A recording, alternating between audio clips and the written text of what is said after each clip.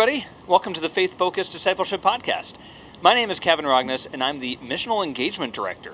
If you've been listening previously, you may have heard me say that my title was Discipleship Director, but my role here at Faith has changed. I'm still here, but now I'm the Missional Engagement Director. So I send people away on missions, and that's what we're doing today. I'm sending Kon away on a mission to another church. So we are joined today by Kon Nagy. He has been our worship director here at Faith Covenant for almost 4.5 years. Yeah. Not quite. Oh, yeah, pretty well. March, I suppose. Yeah. We started in September of 21. So yeah.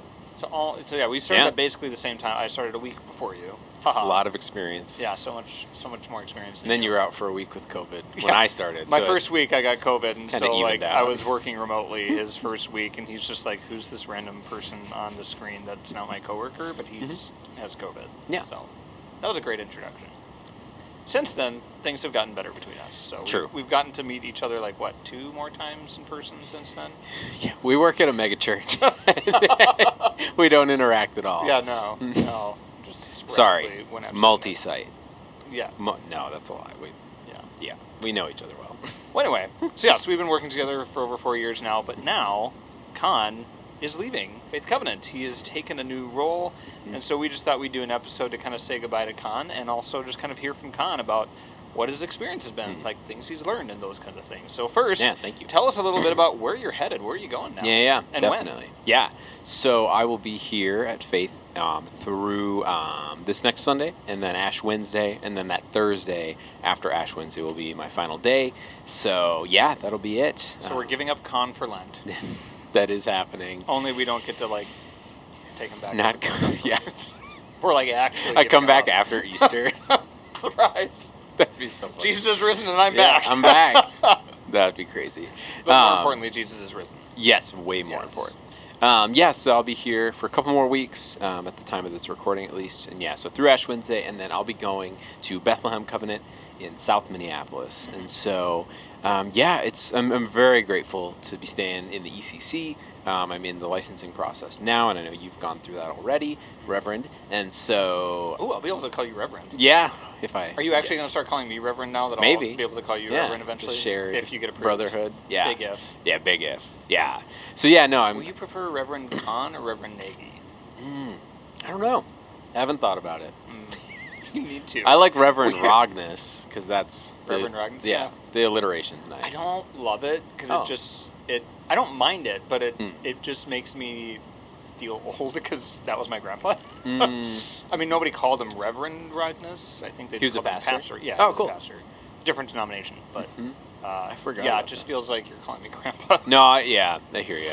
That's like with Mister. People My grandpa was a wise man. He was good. He was a cool guy. So you're going to Bethlehem Covenant? Yep. Yeah, going to Bethlehem Covenant, and really excited to stay in the ECC for sure. I like the ECC. I like the community, especially within the Northwest Conference, and so still happy to still be involved with you and with Brad and Char and other people as well. And I know, for anyone watching or listening, the ECC, at least in my perspective, has a lot of close ties where a lot of people know each other and a lot of people stay connected through things like Midwinter and other stuff like that. And so, excited to still be in that same family and still to get to keep interacting, even though I'll be in a different place. It's still local. Tori and I aren't moving. We'll stay. We're in Golden Valley, so we'll stay there. South Minneapolis is a bit closer, and so that'll be nice, especially with... a new baby on the way for us, which is super exciting, and so that'll be that'll be good to be a little bit closer in proximity with our church. Will be nice. And I give you full permission to, if it's a boy, to name the baby after me. Thank you. Thank you. Yeah, I will think about that. Kon's already thought about it, and the answer's no. Yeah, it was a kind way of thank you. Yeah, so what is your new role similar to what you're doing now? Yeah. What are you going to be doing there? What are you looking forward to in your new role? Good question, at Bethlehem? Yeah, thank you. That's a great question. So I'll be doing, my title will be music minister, and so I will still be doing music, still worship leading on Sundays. If anyone watching or listening knows, Bethlehem is a very historic church, at least here in the ECC in Minneapolis. It's been around for, I believe, 105 years, for sure over 100.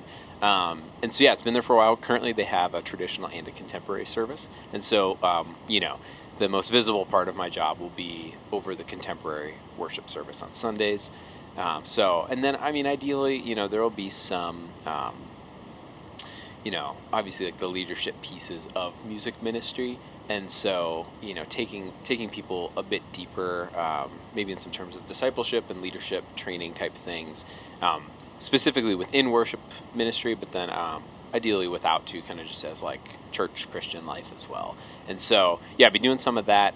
And they've actually been without a worship leader for a bit now, a couple of years. And so I think, stepping into that, I'm hoping to just step into with I think I'll be received well, but also in a way of like they've been wanting someone for a while just because they haven't had that. And so I think kind of that like communal, relational type piece will be pretty big. So more than just believe it or not, I do work more here than just on Sunday mornings. And so it's true. I do. We're recording this on a Tuesday, and he's been working today. I've been working all day. It's not just Sunday. Yeah, I've sent emails. I led a meeting today already. Yeah, no, I was there. Yeah. It's true. Yeah, so little peek behind the curtain for anyone watching or listening. We do work more than Sundays at churches, and there's a lot of preparation that goes into it. So there will be a lot of that part of the job too, of preparing all those pieces. And I know, with my role here at Faith, it was the most public part of my job was obviously leading on Sundays, but a lot of the stuff here included lighting and the live stream and mixing on the soundboard and some of those pieces, and like making the charts and scheduling people and setting up the stage. And I know I have people that help with all of that too. It's not just me, but a lot of that stuff will kind of remain the same there, obviously in a different place and in many different ways, but I'm still taking over some of that worship experience type stuff. Well, we're very excited for you and for Tori and the impending little one. Babies are always fun, so we're excited for you, and Bethlehem will be well served, and our loss is their gain. So thanks, appreciate that.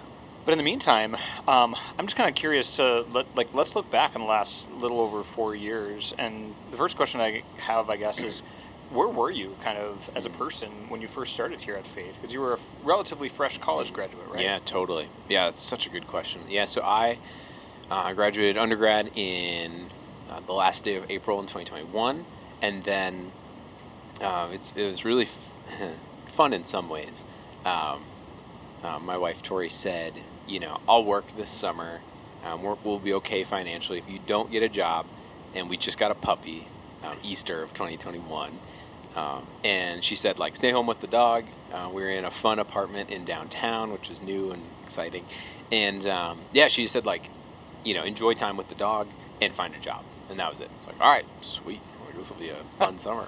And so, that was an interesting summer where I applied for a lot of worship leading jobs, worship ministry jobs. And really just, I didn't realize it until a little bit after I kind of just got caught up in the busyness of everything, but I saw in my journal, I wrote down, not in a mean way, but all the churches I applied at, there were it was at least 10. And I was like, wow. And a lot of them, some of them were more quick, and some I went deeper in the process.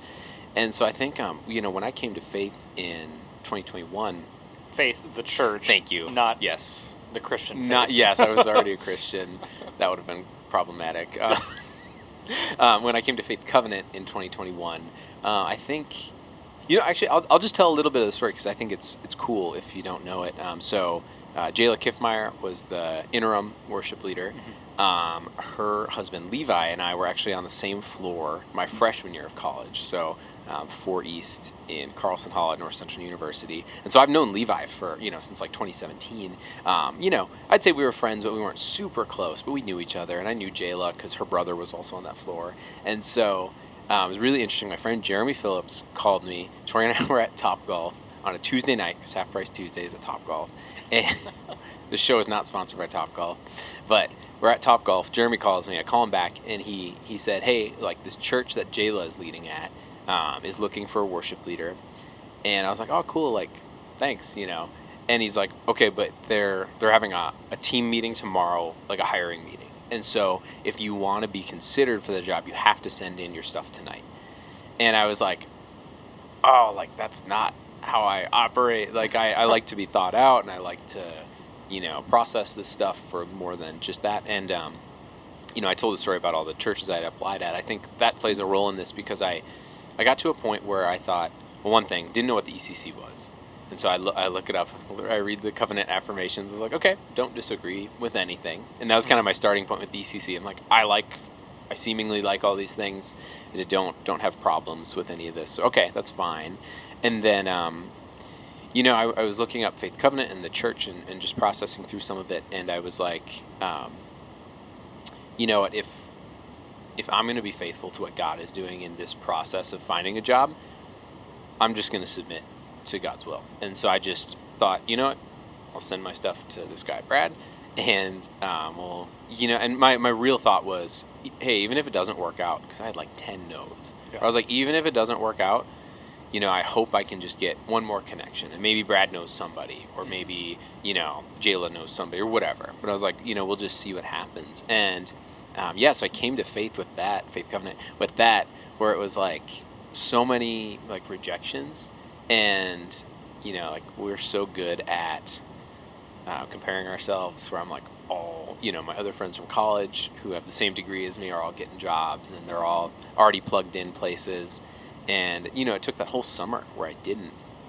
And I think in a way God was preparing me to step into ministry with some of that kind of hard experience, in a way of like, hey, this isn't, not that the job isn't what you wanted, but like I would have wanted to get a job earlier and, not had to go through all those hard things. And I think God was kind of like showing me a lesson of that, of like, hey, if you really want to submit to what I'm doing, like you actually have to submit to it. And that's sometimes easy, sometimes it's hard, sometimes it's fast, sometimes it's slow. There's a lot of things in there. And so that was really good. And so, I came to Faith Covenant with not a lot of experience. I had a degree, which was helpful. But I think right away I learned, it's not, the worship leading is really interesting in that it's like that's this much of like my weekly duties. But it's the piece that everyone sees because it's so public. Where, it's interesting, like I'm getting into all like the scheduling and communications and all these other pieces where it's like, oh, okay, and like leadership and discipleship and all those pieces that kind of go in the back, not in the back, but just the stuff that people don't see on Sundays. And so, coming into it with that was interesting. Took a lot of learning.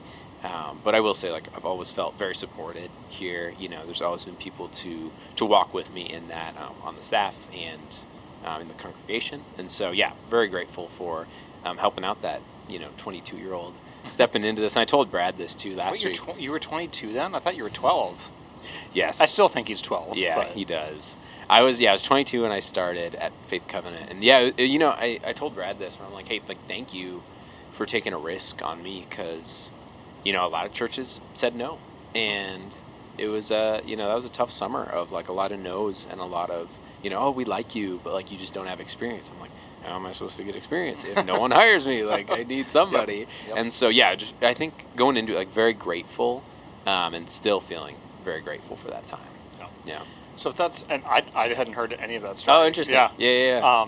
And so if that's where you were when you started, where do you think you are now as you kind of wrap up your time here and start stepping towards a new role? Yeah, great question. I think part of my story in the last 4 years has been, I think way back, like 15, 16 years old, I think I was... That's not way back for you. Yeah, more recently for some of us. It's like 20 years for me. It's barely 10 for you. That's real. That's funny. I was figuring out, like what, they push that in high school, rightfully so, but pretty hard of, what do you want to do? Where do you want to go to college? Blah, blah, blah, all those things. And I think for me at that time, the only thing that I really actually enjoyed was worship leading. It was kind of the only thing that brought me like real joy. I had other jobs and other hobbies and other stuff that I liked, and they filled me up a little bit, but it wasn't like the joy that worship leading was and is. Working at a pizza shop didn't fulfill you? No. No. Yeah, there were some of those moments where I'm like, okay, this is a temporary, and grateful for those moments. And I think like that kind of happened then, and then that led to going to North Central and getting this degree and all these things. And I think, sorry, what was the question? Is where are you now? Where are you at now? Yeah, thank you. So I think like from then and then even in college and out of graduating college, I think it was always, graduate college, get a job, retire, and then die. And like that was the black and white. It was, there was no nuance. It was just kind of like, because I love worship leading. Like, and I would say I've always been a musician first. So all I have left is retirement and death. That's what like 20-year-old Kon was thinking. And so it's really funny, like I think too, like I got this whole degree, I got a 4-year degree and all this stuff where I'm like really specialized in a way where it was built. I got a music pastor degree, so it was built for worship leading, and it is great. But I think in that, I think I was a little too static of just like, this is what God's prepared me for, so like this is what I'm going to do. And I think probably about 2 years ago, I think it started with, I preached one Sunday, and it was great. Super different challenge for me. I've always been, musician first, so I'm like, I'll sing in front of like 1,000 people, I don't care. But like, the preaching part or like the talking part was always didn't come as naturally for me versus singing or playing guitar or whatever. And so, I think around 2 years ago, it was like I preached, and then like all these people just started to speak life into me of like, I'll never forget, like a few people was just like so bluntly were like, you should be a lead pastor. And I'm like, what? Like, what are you talking about? And then, like people on staff and people in the congregation and just these amazing, like life-giving conversations. But like, I'm like, that's not part of the plan. Like I've always wanted to be the music guy, and I think I do it well, where I'm like, this is it. I kind of like put myself and probably put God in a box too, of just like, this is what I've trained for, this is what I do, so like this is what I'm going to do for a long time. And I think, seminary was never really crossed my mind. It was never something I really wanted. I'm insanely grateful for seminary, and I love the work that I'm doing in classes right now and with my cohort and all that. And so it's funny, I think I put God in a box, and then this process of seminary and preaching and some of these other like leadership, discipleship type pieces have started to like pull those things out of like, the worship leader ideally isn't just a musician, Right.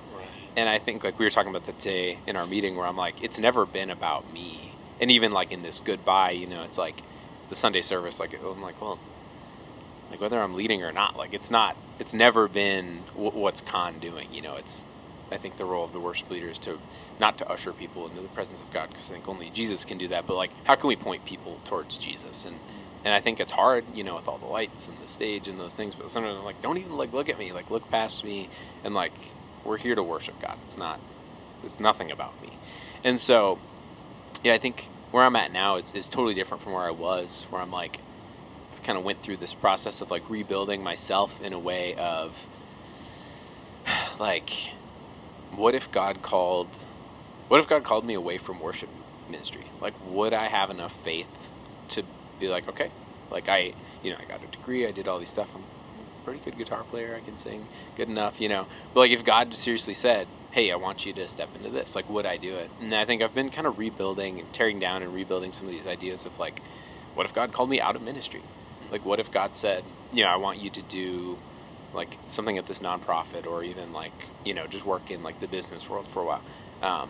That's not the case, but like if God did that, like would I be faithful enough to step into that and to trust in God's plan? That's been a tough past few months of just like kind of figuring those things out. And I would honestly say like wrestling with some of those questions of like, would I be faithful enough to actually do that?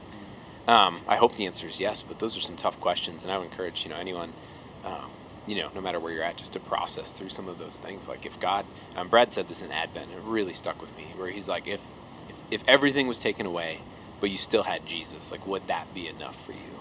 And I think that question really started this prompting of like some of these like idols in my life of like worship leading and working full-time in ministry and doing seminary and all these things. Like if God called me to step out of seminary, like I don't want to do that, but like if God called that, like would I be faithful enough to do it? And so I think that's where I'm at now, is just like this desire to have this hands open approach to what God is doing. And I think that has really led into eventually leaving Faith Covenant and then going to Bethlehem Covenant, and just like this idea of like, God, I just want to be on board for whatever it is. Like I just want your will to be done, and I don't want to like steer the boat at all. Like I just want you to take it, and I want to be faithful to what that is. And so I think that's where I'm at now, of just just an ultimate desire to be as faithful as possible.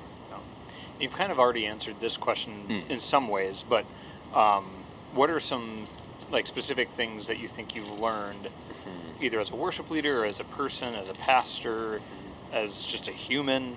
What are some things that you've learned during your time here at Faith Covenant? Yeah, I know one of my professors said in my final semester of college, he said to a bunch of us seniors, he's like, we were all like worship leading or music majors. And he said, like right now is the best musicians you're going to ever have access to for the rest of your life. Because we practiced every day, we had like late night rehearsals. We were doing music stuff all the time, and specifically worship leading stuff all the time. And this group I'm thinking of, like now we're all spread out.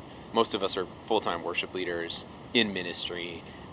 And yeah, in a way, like kind of a super group of like, where else do you get like 8 to 12 worship leaders all together leading like weekly? It just doesn't really happen.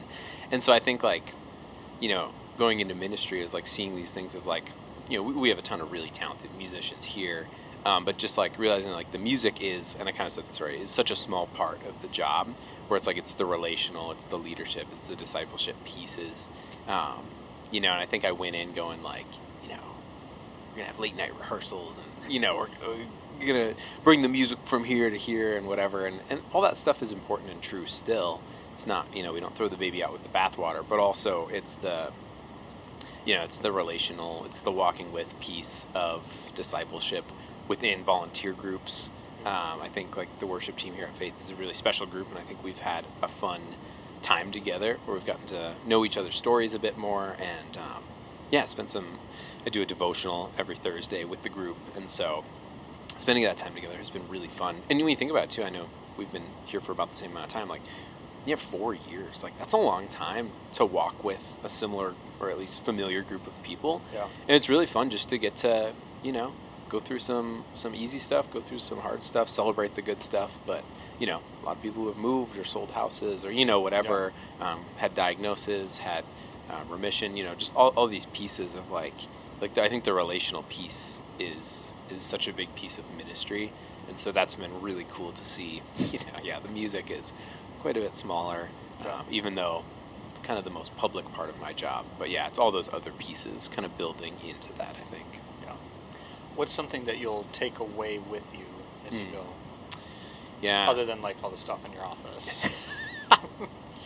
Yeah, that's a good question. I have to look at your bookshelf, see if any of my books are still on there. Please do that. I should probably do that today. I've probably kept a few on accident. I'll take a look too. Bad guy. Shame, yeah. Get out. No.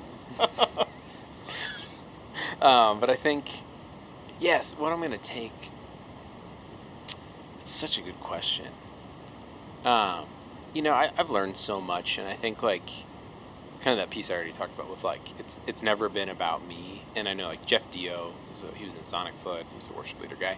Met him in North Central, but he would always say like the worship leader's job is to like lose their job, and ideally, like, hey, I could be like leading the song and I can step away from the mic and the congregation is gonna take it, and they can still go without Kon like feeding every word. You know what I'm saying? And so I think like that's one piece for me. It's like, it's never been about me. And realistically too, Faith Covenant's been here for a long time without me, right? Mm-hmm. Like since like the 60s, or it's been a long time without us, before we were even existed. And so it's, the church will be good, and I'm proud of like the work that I've put in here and the faithfulness that I think I've showed. But yeah, definitely gonna miss the community piece. There's been a lot of good friendships that have been made.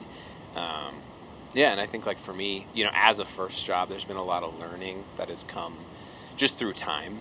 And I think, I'm definitely not gonna forget those pieces of, walking with those same people week after week.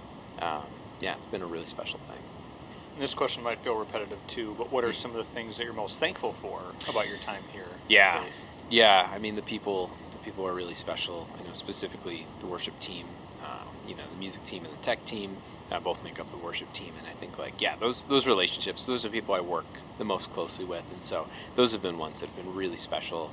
With just that consistent, every week, and I think even at first I was trying to schedule people every other week to hopefully not burn people out, but it's been so cool to see people be like, hey, if I'm not out of town, just schedule me, because I want to be a part of it. And I think that's a special piece of the worship team here at Faith. It's there's just such a faithful commitment to what we're doing, and it's people that want to be involved. That was one thing I've always been I don't want to be a captive, hey, I'm not forcing you to be here. And so that's been really fun, and I'm very thankful that, I think those people on the teams have all bought into that too, where it's they know it's not about me, they know it's not about them, but they want to come together to serve the community of Faith Covenant as well as they can with their gifts. And so, definitely very grateful for all the talents that those people have, but also the time and the treasure that they've spent to steward those gifts well. Yeah. Last couple questions. Who's your favorite staff member, and why is it me? No. That is a good question. No. I guess I would just open up the floor to let you just kind of. Is there anything else that you want to say about your time here at the Faith Covenant, and or anything about leaving? Anything? This is your last time on the podcast. What are you dying to say? I'm gonna miss this on the podcast little basement closet that we filmed the podcast in. We've gone through 4 different camera setups. That is true. A lot of adapting. Yeah. Hopefully this recording is working right now. Cause honestly, we never really know. I think, I would just say kind of what I've said already, no matter where you're at, whether you're in ministry or not, or volunteering or not, or if you're part of a church or not, if you're a Christian, I would just encourage you to dig into what God's doing, because God's always doing something. Maybe that's silence for a bit, maybe we're not here, I'm not hearing anything from God. I've been there, that's a season too. And I think, just no matter where you're at, we can be faithful in what that is, and whether that's a hard thing or a disagreement, or maybe it's an easy thing. And I know just recognizing we do have a lot of privilege as white people in America, and I think that's been one thing I'm the last few months of this kind of reconstruction have been hard for me, where I'm you know what, it's still really good. I don't have a lot to complain about, but I think even in that, where it's it's uncomfortable or it's whatever, there's still that option to be faithful. And so, just digging into what God's doing no matter where you're at, reading the Bible, staying faithful in that concept. I mean, it's all good stuff. And I felt that with seminary too, where it's the seminary stuff's awesome, but a lot of the stuff I'm learning in seminary, it's a lot of stuff I already know just from reading the Bible. It's not the stuff that the teachers are teaching isn't really brand new information in almost any regard.